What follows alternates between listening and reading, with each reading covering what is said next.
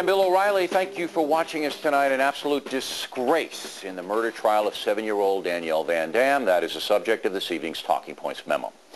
According to a report in the San Diego Union Tribune, convicted killer David Westerfield's attorneys Stephen Feldman and Robert Boyce knew their client was guilty. The Trib says, quote, minutes before Danielle Van Dam's remains were found on February 27th, David Westerfield's lawyers were brokering a deal with prosecutors. He would tell police where he dumped the little girl's body. They would not seek the death penalty. Prosecutors were seriously considering the bargain when Danielle's body was discovered. The deal was just minutes away, one of the sources said. But after the body was discovered, the lawyers no longer had anything to discuss regarding a plea bargain. Thus began the long trial, during which Feldman smeared the names of Danielle's parents and introduced the theory that people the Van Dams had allowed into their home may have killed Danielle. Again, according to the plea bargain offer, Feldman knew Westerfield killed the little girl and was prepared to lead authorities to Danielle's body.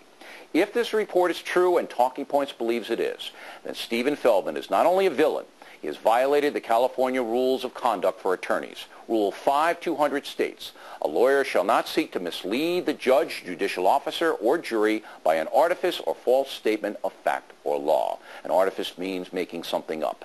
By maintaining that another person could have killed Danielle while knowing that his client Westerfield did it, Feldman and Boyce were misleading by artifice.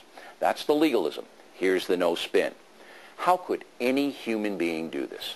How could two lawyers stand in court week after week and try to get a child killer set free when they knew the man had brutally assaulted and murdered a defenseless little girl? I made the same point in the Samantha Runyon situation when a defense attorney named John Poza got Alejandro Avila off on child molestation charges when Poza knew Avila had failed a lie detector test. Of course, now Avila is charged with murdering little Samantha. But this case is 100 times worse than that as far as the lawyers are concerned. Feldman and Boyce concocted phony scenarios to try to mislead the jury into a reasonable doubt situation, and they almost succeeded. The duty of every defense attorney is to ensure a fair trial for his or her client. A fair trial. That means dishonest tactics are not allowed. Lies are not allowed. Deceit is not allowed. Conjuring up false scenarios is not allowed. If I were the Van Dams, I would file a grievance against Feldman and Boyce with the California Bar. Based on their own words in court, the lawyers violated the rules of professional conduct. They should be disbarred, in my opinion. On a personal note, if I ever run into these guys, I will verbally let them have it, and I don't care where I am. They are a disgrace to America. Just think about your own children. How would you feel if a fellow citizen knew somebody murdered your kids and then used trickery to try to get the killer off? How would you feel? There is no excuse in the world for this behavior. Our justice system needs a complete overhaul. Defense attorneys and judges need to become more accountable for their behavior.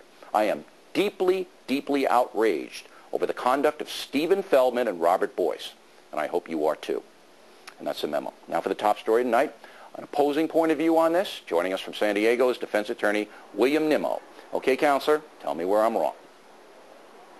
Well, you're wrong in the sense that I don't think you understand what the duty of a defense lawyer is. That rule that you read, 5200, that applies to situations you're not supposed to tell the judge you need a continuance for a particular reason, and then in reality you're going golfing. Things like that. That doesn't have to do with your duties and obligations to defend an individual at trial. If you read the case of U.S. versus Wade, which I think is like a 1967 case, an opinion of Justice White in there explains part of the evolving duties and obligations of a defense lawyer. Our job, regardless of what we know, regardless of what our client knows, is to put on a vigorous defense, which means cross-examining witnesses even we know are truthful, putting up scenarios that we know might even not be correct. I mean, this is not just, it's not just what we're supposed to do, it's what by law and by the Constitution of the United States we have to do. All right. Now I'm going to tell the audience that I disagree with your interpretation of the rule. I don't see anything like that near the rule. So you're telling me that it's your duty, counselor, to go into court and lie in defense of your client. You're telling me that? Well, no, I don't think you should go in there and lie in defense of your client. Well, that's exactly what these two counselors did. They said to the jury flat out, yes, they did. They said flat out that the killer of little Danielle could have been let in by the Van Dams, part of a group of strangers hanging around with them for sexual purposes. They knew that scenario was not true, Counselor, yet they proposed it to the jury. That is a lie. Bill, I'm telling you, the Constitution of the United States says Don't tell me about the that's your Constitution. duty. Tell me about what I just told you. We're talking man to man here. I just gave that scenario to you. You know it's true. You know it was a lie. You just said you can't lie. He did lie. And now you're throwing me the Constitution. Deal with this directly. Bill O'Reilly, just because you have a voice here, that doesn't mean that you've got to go against the Constitution. We're mandated by the Constitution to give an effective, aggressive defense. Counselor, which means, read that case. Deal with my question. You don't understand I don't understand baloney. I'm trying These lawyers lied. They lied in the courtroom. You told me they're not allowed to lie, and they lied. I just told you how they did it, and are you denying they did that? I'm not denying that they maybe put up a defense that they didn't believe in. They lied, Counselor. What is it about the word lie you can't understand?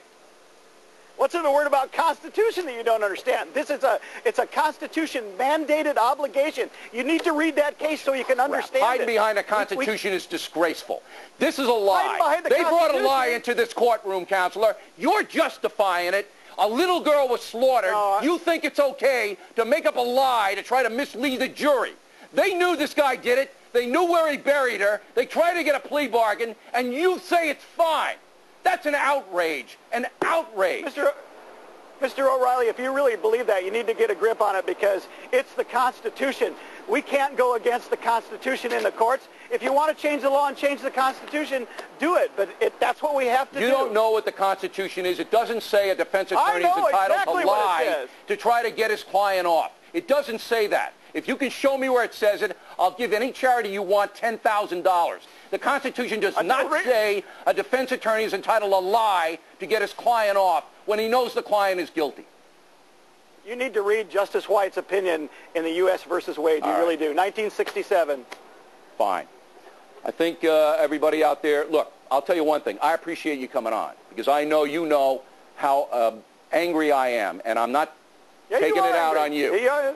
I think you are so wrong. I can see why you'd be angry. I think it's just, you're so wrong, it's painful. I think that this is the most egregious example of misconduct on a part of attorneys I've ever seen in my life. We have proved this. This is beyond dispute.